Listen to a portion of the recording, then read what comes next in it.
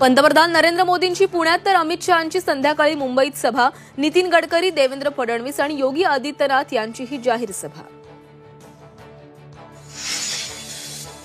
राहुल गांधींची आज गोंदिया आणि चिखलीत जाहीर सभा, तर उद्धव ठाकरे बार्शी आणि धाराशीमध्ये घेणार सभा, तर शरद पवार नाशिक दौऱ्यावर।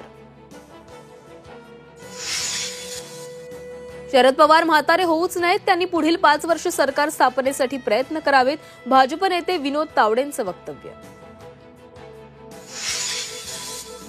पाकिस्तानमध्येही तिरंगा फडकवू देवेंद्र फडणवीसांचा ओवैसींना इशारा, मालाडमधील सभेतून फडणवीसांचं ओवैसींसह मवियावर टीकास्त्र।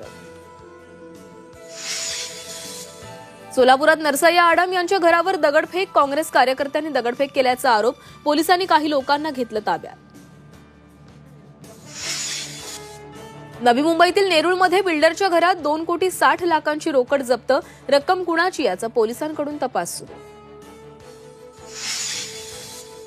आणि कार्तिकी एकादशीच्या निमित्त पुण्याच्या महसूल आयुक्तांच्या हस्ते श्री विठ्ठल रुक्मिणीची शासकीय महापूजा संपन्न, उदगीरच्या सगर दाम्पत्य ठरलं मानाचे वारकरी, लाखो भाविक पंढरपुरात दाखल।